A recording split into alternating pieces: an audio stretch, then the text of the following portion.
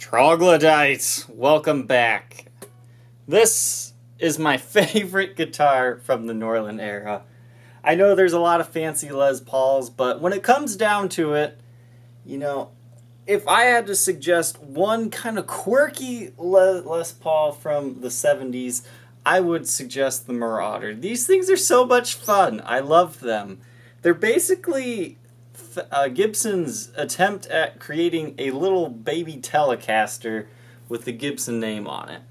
I'm kind of a Gibson fanboy. I mean, if you guys haven't figured it out, especially their older stuff. I don't know, something about Strats and Tellys just never bonded with me, but I do seem to be more attracted to like the Telly Fender sound. Single coils, I like it when they get kind of dirty, and it just has a very unique sound to it. So I was very happy when I found these Marauders. They also made S1s, which is basically the Strat ripoff. Those are a little bit harder to find, but these Marauders are fairly plentiful. I believe this was the one that they gave to Stanley of Kiss, and he would destroy these things on stage. So sometimes you'll find them with repaired headstocks, but he would get like the factory seconds to destroy. But this was Gibson's attempt at reaching the entry-level market. I mean, this isn't your typical Gibson. It kind of has the Les Paul style with the single cutaway. It's not exactly the same. It's kind of similar to the Sonics. The Sonics replaced these, unfortunately, and did nowhere near as good of a job. These do have bolt-on necks, so they're similar to Fenders in that way. But everything else is just Gibson. I love these things. The pickups in here are Bill Lawrence designed. This is kind of like your humbucker and your single blade style. It's got all the 70s good stuff. Harmonica bridge. And you could throw a TP6 tailpiece on here, but I think that'd be a little bit too much.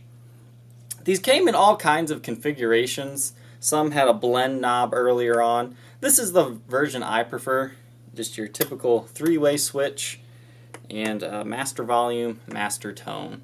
I think that's the easiest way, but some people do like the blending of the pickups. I just think it's easier to get the sound you want this way. So let's take a look at this guitar. Face of the headstock, I mean, you've got your Gibson logo. It's actually black compared to gold, as you'll usually find on like silk screened on logos. But you can see there is a little bit of finish wear here. You can kind of see where I'm talking about. And some light scratches. Marauder truss rod cover. And it looks like the nut has been replaced with bone.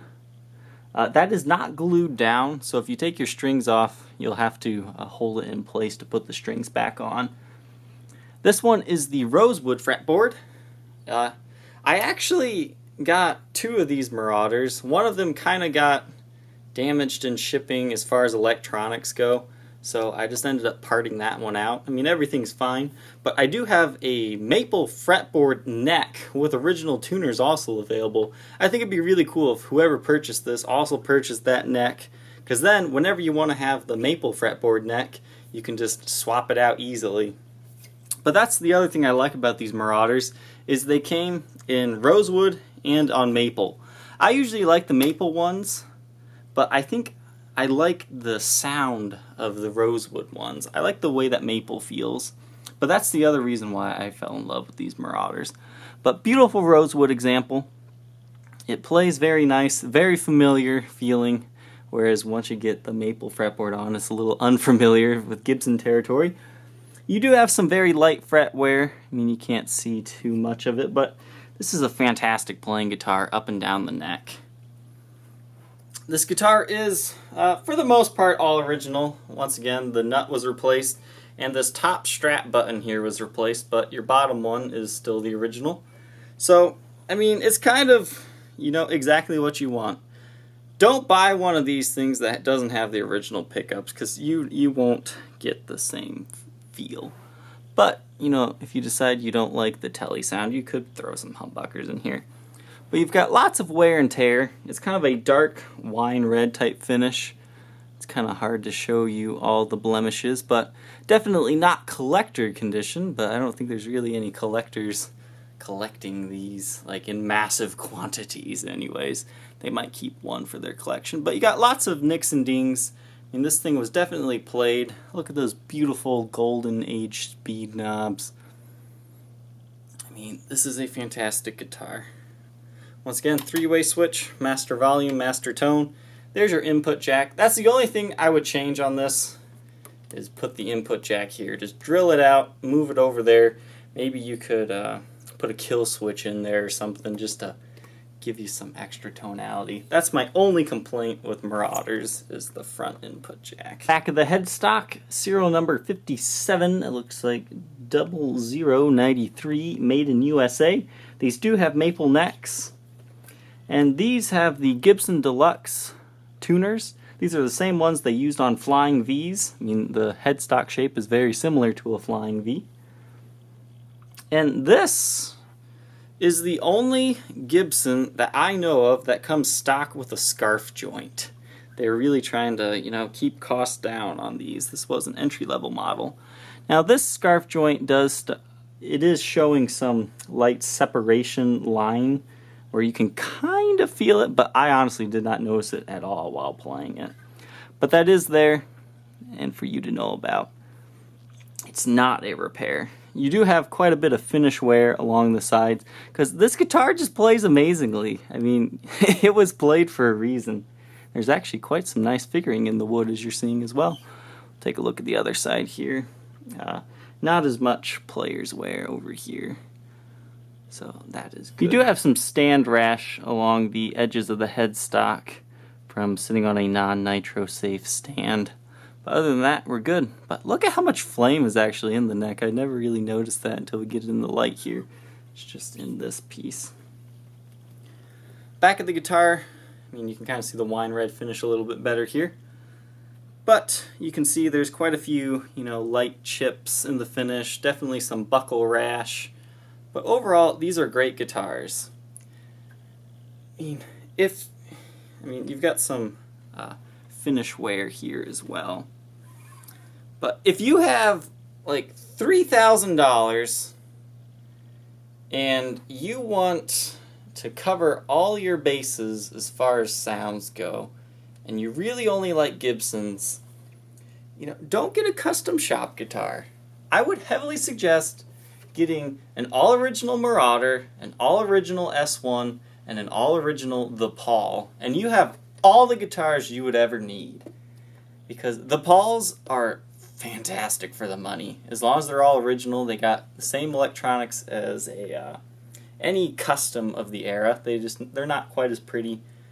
Then these Marauders give you that telly sound, the S1 gives you that Strat sound, and the value of these is $1,000 or less. Anything over $1,000, I think you're starting to pay a little bit too much unless it's like in perfect condition. I know there's a lot of Japanese sellers out there asking like $2,500 for one of these. Don't pay that much. They're good guitars, don't get me wrong, but you know, your value for the money starts dropping quickly after the 1,000 mark. But, you know, if you're a serious player, you just want one of these for your collection, I would say 1,000 is your cap. But you can find them cheaper. But this is a great playing example. Quick blacklight test, you can see along that edge of the headstock where there is some finish wear, but nothing too bad.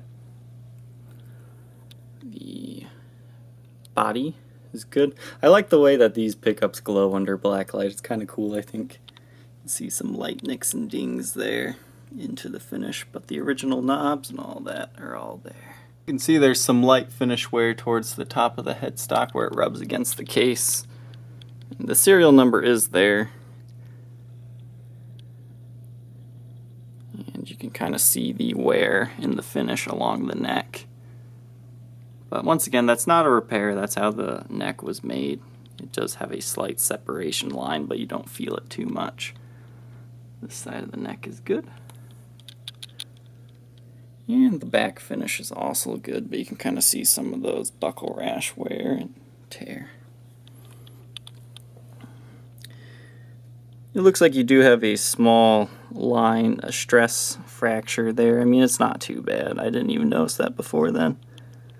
But the neck is secure and just fine. but you've got lots of light nicks and dings on the side as are really showing up here. Let's take a look at that area here, normal lighting.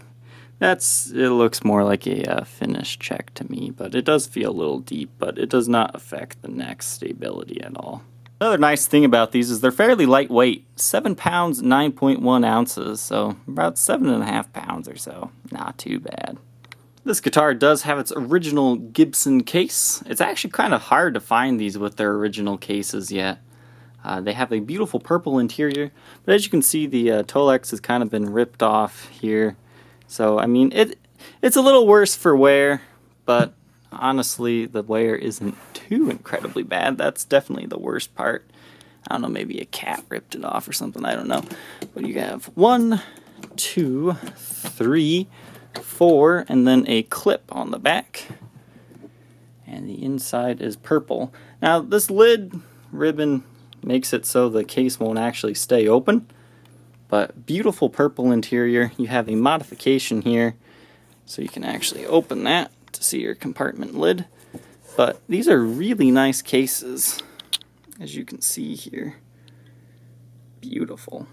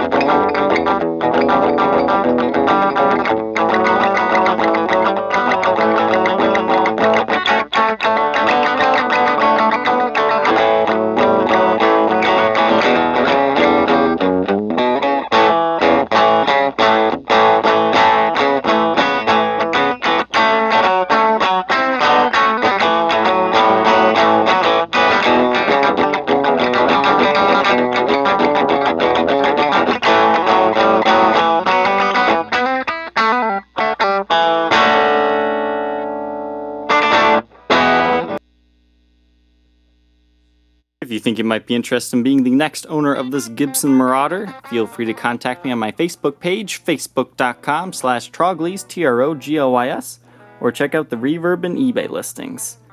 Don't forget to like, comment, and subscribe, Troglodytes, and we'll catch you next time. Bye.